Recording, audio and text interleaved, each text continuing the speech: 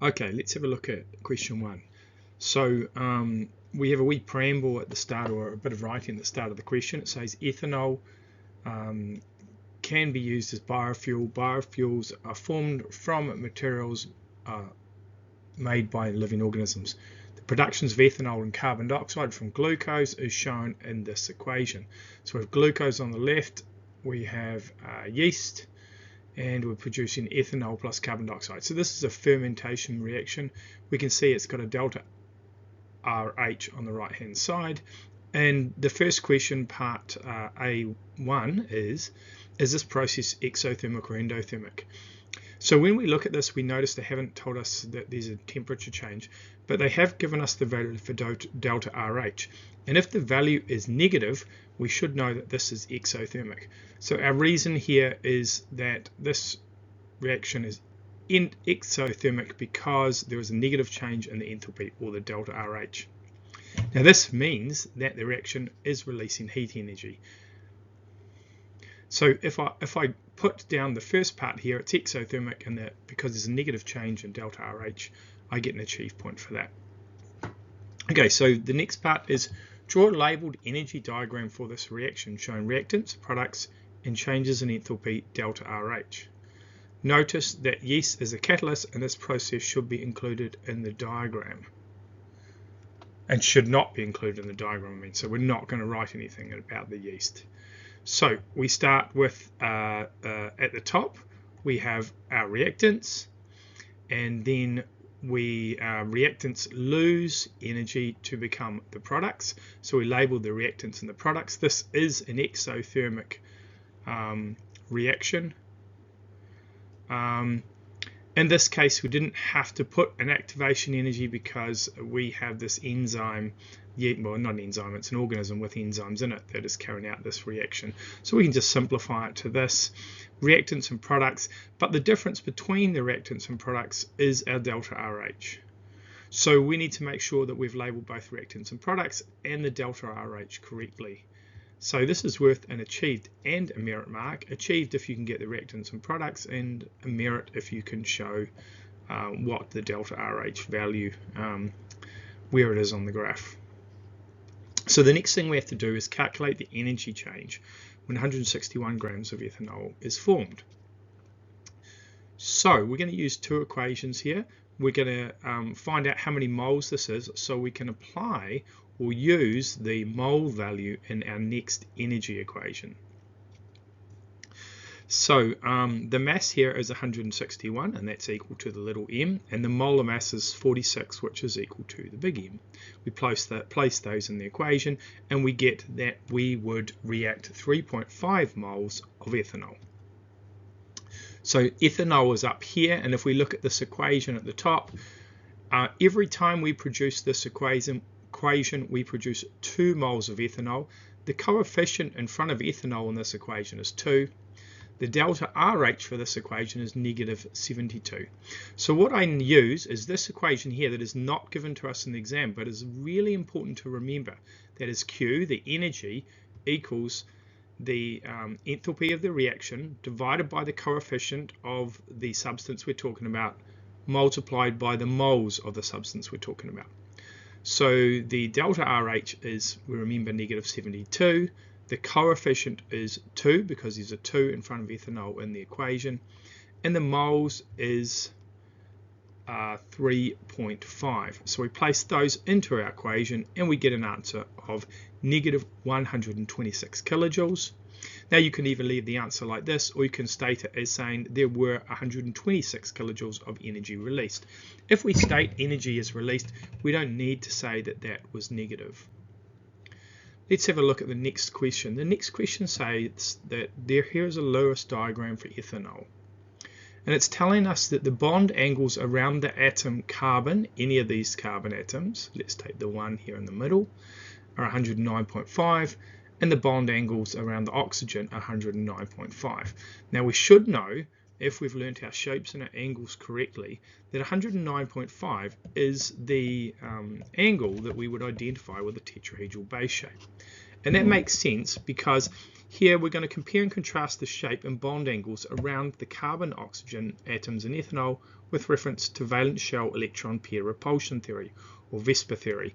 Now, this VESPA theory is where you say that the electron density regions will repel from each other for maximum separation or to reduce interaction. So I'll start with my first part of my explanation here. Remember, I'm talking about both the carbon and the oxygen and how many electron density regions they have around them. This carbon has 1, 2, 3, 4, and the oxygen has 1, 2, 3, 4. So I can write a statement that includes both of these points. So both of these atoms, because they both have the same number of electron density regions. So what I would write here is I would write both carbon and oxygen have 4 regions of electron density around them. That is true. That's true for both of these. Remember, electron density regions can either be bonding regions or non-bonding regions. They are counted equally when we're looking for the base shape of the molecule. These regions repel for maximum separation, producing angles of 109.5 and a base shape of tetrahedral. Now, that isn't its final shape, that's just the skeleton that the shape is based on. Now we're going to talk about each one independently, because carbon actually has 4 bonding regions, but oxygen only has 2. So as 2 of the regions around oxygen are bonding and 2 are non-bonding, the overall shape is bent. That's correct. Now we should be very familiar with writing this type of explanation. And then the further explanation is the 4 regions around the carbon atom are all bonding, so the overall shape is tetrahedral. Now this is achieved merit and excellence. If you can clearly identify the bent and tetrahedral shape for both parts of the molecule, you're at excellence level, as long as you've used the words identified 4 electron density regions and identified that the regions are repelling from maximum separation. And for every, if you would only give the shape for one of them, you would be at a merit, and if you had aspects of this, you would have an achieved. Okay, so that's the first part of question 1. Let's look at the last part of question 1. So the last part of question 1. Right, so part C here says ethanol is a major component in alcohol-based hand sanitizers. So the type of sanitizers you would have used during COVID-19. A student noticed after rubbing the hand sanitizer on their hand, it readily evaporated. Now remember, evaporating is changing from a liquid to a gas, leaving their hands feeling cool. The equation for evaporation of ethanol is shown below. So here's the equation going from liquid to gas. Circle the word which describes the phase change enthalpy delta RH for the evaporation of ethanol. Now we should have learnt that if we go from a gas to a liquid or a liquid to a solid, what's happening there is we are breaking bonds, and therefore we have a positive enthalpy. Now we had to explain why ethanol readily evaporates and why the evaporation of ethanol results in students' hands feeling cool. So there's 2 separate parts here. So why do they readily evaporate? Well, that's because it must have a low boiling point, right? So it does have a low boiling point, so they're usually related. If something evaporates easily, it has a low boiling point. So we could say ethanol is a molecular substance that is held together by weak intermolecular attractions between ethanol molecules. So the first part I'm going to do is state the structure and bonding of ethanol, or the substance ethanol. So it's made up of molecules held together by weak intermolecular attractions. And the next thing I'm going to state is it readily evaporates, so it has a low boiling point. Now we know if things have a low boiling point, only a small amount of energy is needed to change their state from a liquid to a gas. Because of ethanol's weak intermolecular attractions, only a small amount of energy, we need to talk about the energies required to break them, and has a corresponding low boiling point. Hence, because of that, it will evaporate. Now the evaporation is endothermic. We talked about that because we have bond breaking. And the small energy needed is absorbed from the student's skin. So the student feels cool because the ethanol is taking energy from the skin to break the bonds and to evaporate. And that's the end of this question. So that's the end of question 1. This part here has an achieved merit excellence. So you've got 2 merit points here. There's only 1 merit point, but you can get the merit point from putting 2 things down. So you can talk about that when you evaporate, you're breaking bonds, and to break bonds you need energy. You're taking energy out of your hand, so you feel cold. That's one possible way to get merit. The other one is to talk about the structure and bonding of the molecular substance, and how only a small amount of energy is needed. And to get excellence, you need to include both of those those merit points. To get achieved, you're getting one of these bullet points, really. Now, if we take all of the 3 questions so far, you add them up, and for each achieved, we'll start at the top. If you get the 2 excellence points, you're at an E8. If you get the 2 excellence point, but you have a minor error, so there is a minor error that you make in one of your excellence questions, then you will get an E7. Notice how they expect you to get any type of E here at level 2 chemistry to have both excellence. To get an M6, you need 3 M's, and an M5, you need 2 M's. And then you go down from the for the A3 and A4 are 3 and 4 A's respectively, and the N1 and N2 is 1A or 2 A's, and of course you get an N0 if you get no achieved points. Right, let's have a look at the second question. Okay, so in this second question we can see initially from the pictures they've given us an equation, and they've given us the drawings, the structural drawings for the molecules in the equation. So we're pretty sure that we're going to do a calculation where we are adding up how many the bonds that are broken and the bonds that are formed. So when we do that, and here it says use the change in enthalpy for the reactions above, this change in enthalpy here, and the bond energies below this table with bond energies, they'll always be given you, to calculate the average bond energy of the oxygen double bond oxygen bond. Now this is quite challenging. It's not the easier one of these. The easier one of these would be to find out delta RH. Actually in this case we're going to have to make a linear algebra equation, but if we do it systematically it's not beyond our abilities. So the first thing we want to do is we want to redraw this equation here, but let's use the structures. So I would draw them like this. I would draw the ethanol structure here, the 3 oxygens here, the 2 carbon dioxides on the product side, and the 3 waters. Now what I would do now is I would calculate from the reactant side all of these individual bonds I need to break and tally them up.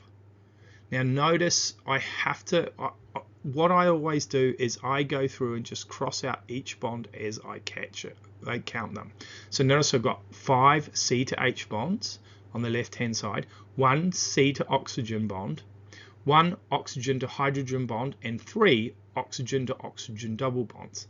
So I tally those up down the left hand side here, and I tally them up in the first column, and then in the second column I'm writing down, well, how much energy is there for each of those bonds. Notice for the oxygen to oxygen bond, that is the one we want to find the answer to. So it is, we call that one X because this is the unknown.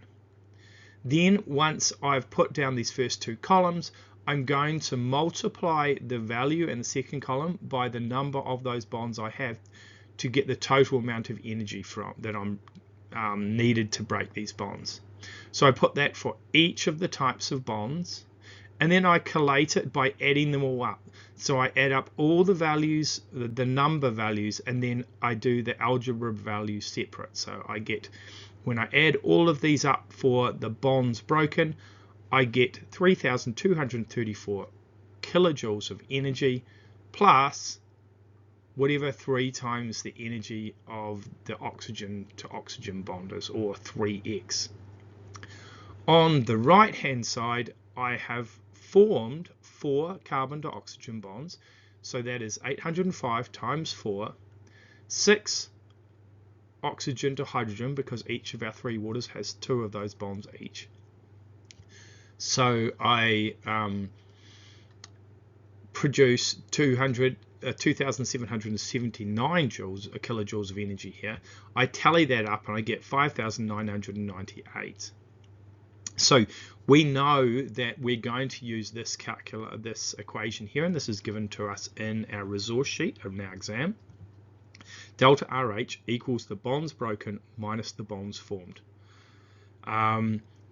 The delta RH, we collect that value from this equation at the top. So we scan up the top and we place that value in here. The bonds broken, we're going to take from the table here. So it's 3,234 plus 3x. So this is how this becomes an algebraic equation. We're going to subtract the bonds formed, which is 5,998. So our linear equation looks like this. Now, if you have a graphic calculator, you can put this equation as it is into your graphic calculator and solve for x, and it will give the answer to you. If you don't, you can go about by grouping like terms. So I take all the big numbers and put them on the same side together, remembering the rules for solving linear algebra, which is if I take something that is negative on one side and put it across the other side to either add or subtract it, the sign changes. So here I have left 3x on one side. I've taken the 3,234 to the other side, it's become negative. I've taken the negative 5,998 to the other side, and it's become positive. So I get these 3 terms. I then put them all together and I get 3x equals 1,394. And of course, to solve for x, I now just go x equals 1,394 divided by 3. I get this answer, 464.67, but I remember I need to actually put the answer to 3 significant figures and put the units in. So I round this to 3 significant figures. That's 465 kilojoules per mole. Now, if I get that totally correct, I'm going to get myself an excellence.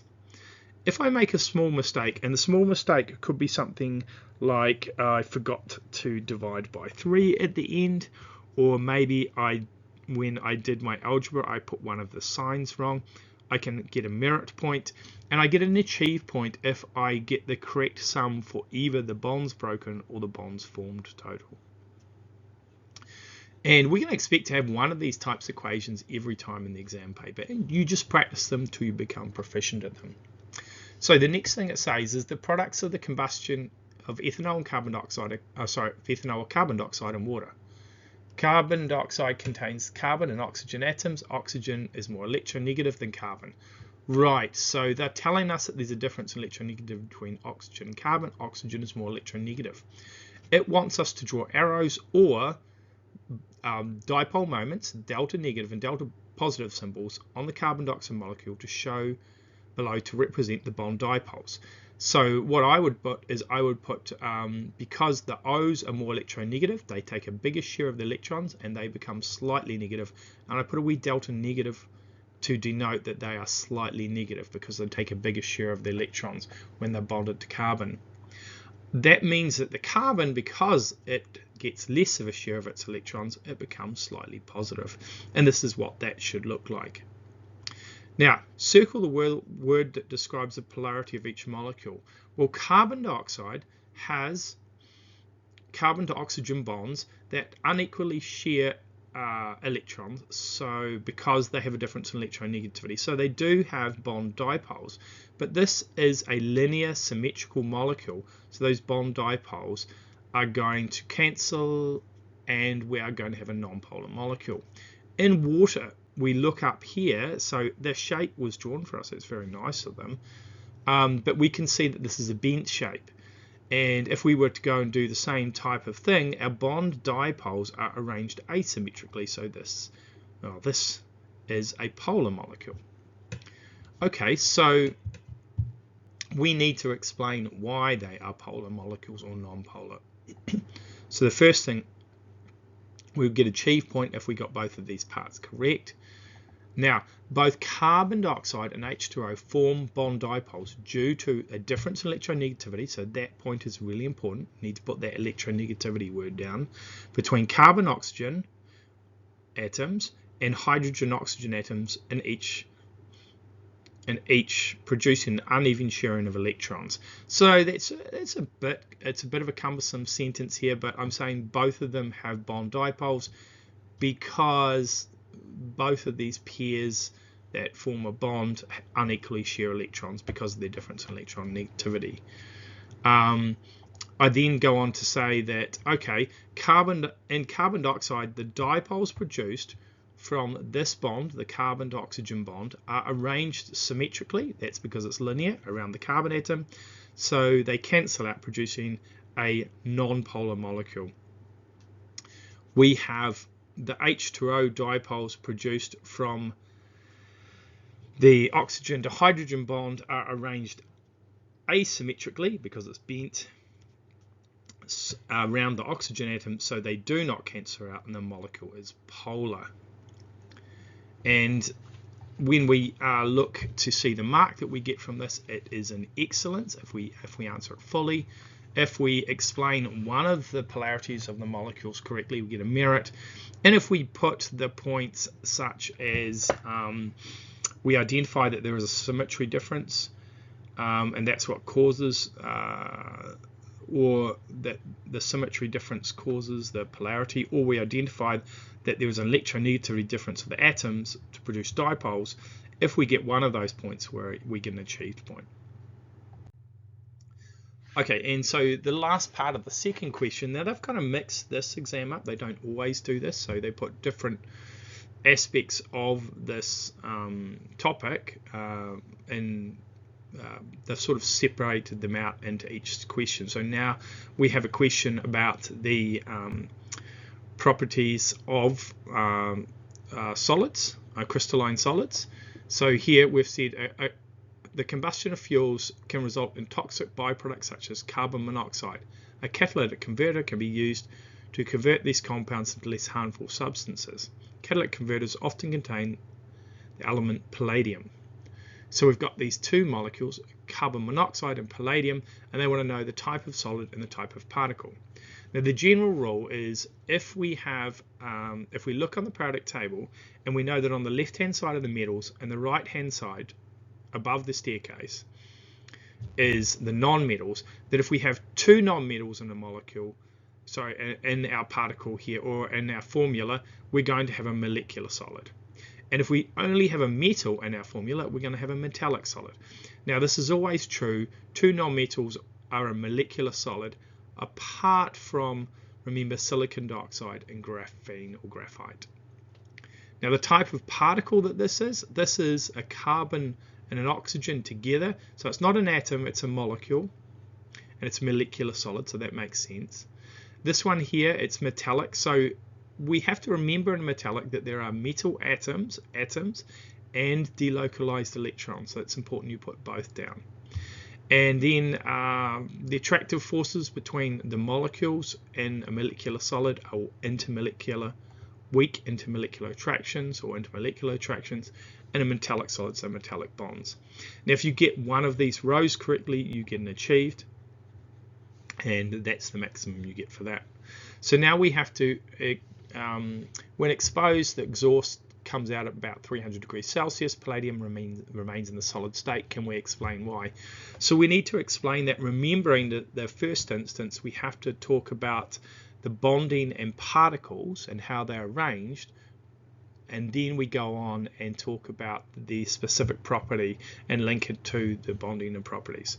So my first sentence is that palladium is a metallic substance which consists of a 3D lattice of metal cations surrounded by a sea of delocalized electrons or valence electrons, and they're held together by metallic bonds. So I need to remember to talk about what are the particles, how are they arranged. So what are the particles, how they're arranged, and how they're held together. So first I'm going to say the substance, what are the particles that made up the substance, how are they arranged, and how they're held together. I need that every time I talk about one of these types of solids. Now I also need to talk, well, why does it not melt? Well, we just said it had strong metallic bonds, so we have to link these strong bonds. Metallic bonds are strong, so a lot of heat energy is required to break them. Now we have to, when we talk about melting point, put this idea of a lot of energy needed to break the bonds. When we talk about strength, it's force, but in this case, because it's melting point, it's energy. Therefore, palladium has a high melting point. Now, because this is only we're only unpacking the properties of one substance, and it's quite straightforward. This is just an achieved merit mark, and I would basically, if you had one of these points mostly correct, you'd have achieved, and to get merit, you would have to do the whole part correctly. Right, I forgot to put the overall marking from N1 to E8 in the previous slide, but it's the same amount of grades needed as the previous question. So question 3, which is the last question, there are always 3 questions in these papers, is they want us to draw the Lewis structures. Now pH 3 should be pretty straightforward. We count the total number of valence electrons, we join the bonds between phosphorus and hydrogen, and then we place any extra electrons around the phosphorus, and we get this molecule here. Now the shape of this here, there are 4 electron density regions. So it's a tetrahedral base shape, but only 3 are bonding, so it must be a trigonal pyramid. The next one here, now boron, we need to remember with boron, because it only has 3 electrons in its valence level, it can only form a maximum of 3 bonds around the central atom. So we count up the total number of electrons, which is 7 for each chlorine times 3. 21 plus 3 is 24. So we put 24, we put 8 electrons around each chlorine. So we show the bonding ones either as a line or a pair of dots. So this here is a trigonal planar. The last one here is, what is this here? Carbonic dibromide, it's called. So the central atom here is going to be the carbon. We're going to draw the oxygen and the bromine around it. Now this is our Lewis structure. We got a double bond here because what we found is when we followed all the rules and we put all of our 8 electrons around the outside atoms, we were left with only 6 electrons around the carbon, so I had to move 2 electrons to form a double bond so that the carbon had 8 electrons around it. We always choose first up when we're doing these molecules to take them from the oxygen. Bromines, chlorines, fluorines are not able to do this. So this one here is also trigonal planar. To get the achieved grade here, you had to get the Lewis structure and the shape correct for at least 3 of these. Oh, sorry, 2 of these, not 3 of them. So the next one is another energy calculation. So we're going to use the the Q equals delta RH over coefficient times N equation again that we need to remember. However, what we're going to do here in this case is they want us to calculate the mass of carbonic dibromide form. So the final answer is going to be a mass. So we need to, before we can calculate the mass, calculate the moles that this reaction produces. Now, if we look carefully, we can see that the energy released is given to us here, 1150 kilojoules. Now, this is going to be a negative value because it's energy released. We can see that the delta RH value is negative 145. And we can see that the coefficient in front of carbonic dibromide is 2. So once we put all of those into this equation, we're left with the unknown value being N. So here we go. And now what we do is we solve for N. So we can put this into equation solver, or we can simplify the terms and then put like terms together. And we get that N equals 15.86 moles. Okay, so now I know the moles, we can easily change between moles and mass, remember, if we know the molar mass.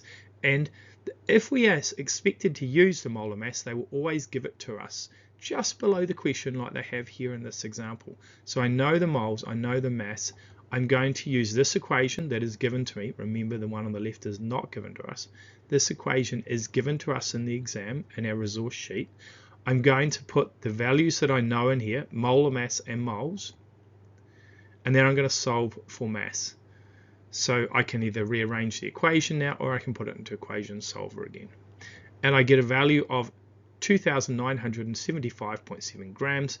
But I remember I have to put it to 3 significant figures. So I start from the first non-zero digit here, which is 2, and I count 1, 2, 3. And so I'm going to round off at this point here. So once I make this a 6, I then round this up to an 8, and it becomes 2,980 grams. Now in this case, now this is not always true, this could be the achieved merit excellence at this point. They've given us something different here. It's kind of outside of the box to the normal type of questions we see, but they've told us that the chemist has a 1 litre flask, and that for every 1 milliliter of carbonic dibromide, it weighs 2.52 grams. So what we have to realize and remember is that there is 1,000 milliliters in a litre, and now we calculate the total mass of 1 litre. That is, so since there are 1,000 milliliters in a litre and each milliliter has a mass of 2.52, the total mass will be 2,520. Now if that is true, if that's the maximum mass that this flask can hold of carbonic dibromide, then we won't be able to put all of this in there, and we need to state that. And actually, to get the excellence point, you need to make this statement and get the correct answer. To get the merit, you need to get most of this correct, and to get achieved, you need to get one of the parts of this equation correct. And so the next question we go along to, part C here, we're looking at carbonic dibromide again. Notice these questions are very much contextualized. It's all around the same thing, and they're looking at the same molecules to answer certain questions. They say carbonic dibromide does not conduct electricity either as a solid, liquid, or gas. However, another bromine containing compound, lithium bromide, conducts electricity when molten but not when solid. Elaborate. Okay, so the very first thing we're going to have to do is identify the types of solids they are. So carbon, oxygen, bromine, these are all non-metals, so this is going to be a molecular solid. Lithium bromide, lithium is a metal, bromine is a non-metal, so this is an ionic solid. So I'm going to talk about this being a molecular solid, and there being no charged particles, so it can't conduct electricity. So carbonic bromide is a molecular substance which consists of carbonic bromide molecules held together by weak intermolecular bonds. These molecules have a neutral charge, and there are no free electrons, so the substance will not conduct electricity. You can mostly simplify in this, say therefore there are no charged particles to conduct electricity. So we've talked about the structure and bonding in the first sentence, and then we've linked to why does it not conduct electricity? Well, it can't, because there's no charged particles, right? Pretty simple. The next one, a wee bit more complicated. We need to talk about the structure of an ionic substance. So lithium bromide is an ionic substance where lithium and bromide ions are held together in a regular 3D lattice by strong ionic bonds. When solid, the charged ions are unable to move, so they cannot conduct charge. Okay, so that's my second sentence. However, when molten, the bonds are broken and the ions are free to move and conduct electricity. So, if we get an aspect of this, that is, if we've unpacked the bonding and structure for any one of these molecules, we get an achieved point. If we completely explain one of these molecules, we're going to get a merit point, and if we do both, we're going to get an excellence point. Let's have a look at the last question, or part of the question. So this is quite interesting in that it keeps going on. It's another we're looking at another type of solid question, crystalline solid question, so it's quite a lot in one paper. So referring to the attractive forces, by referring to the attractive forces between particles, explain why lithium bromide is unable to dissolve in non-polar solvents but can dissolve in polar solvents. So we're talking about, if I put lithium bromide and here we've got hexane, why it doesn't dissolve, and if I put it in water, why it does. So this should be a standard type of question that you're prepared to answer why ionic solids dissolve or why they don't dissolve. And it's pretty straightforward. They dissolve when they make stronger attractions with the substance they're being placed in than they have between them within their own structure. Or they don't dissolve when they don't do that. So in order for a substance to dissolve, the solute and solvent, or we could say the two substances, right, the two liquids, the two gases, must form strong attractive forces to overcome the forces of attraction they already have. Okay?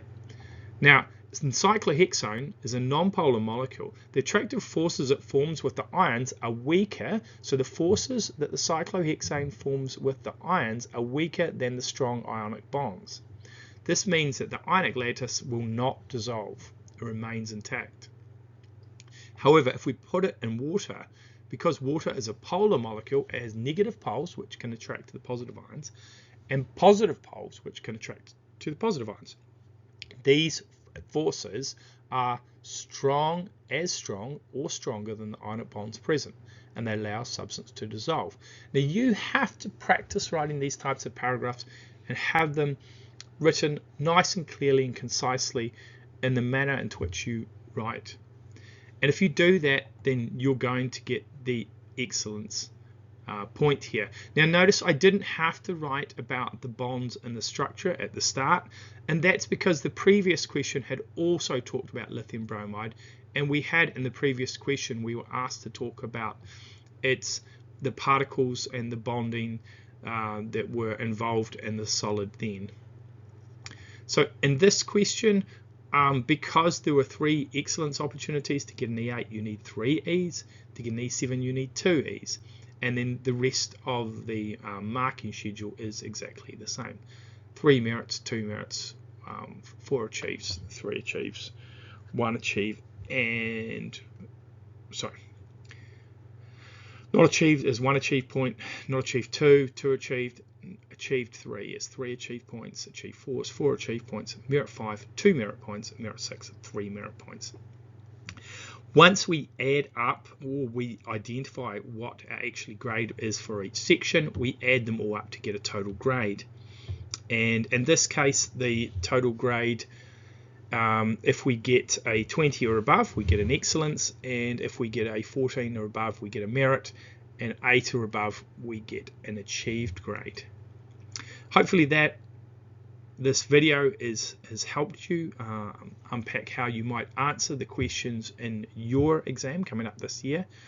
Good luck with that, and look for other videos that I have on this standard to see if to get extra help.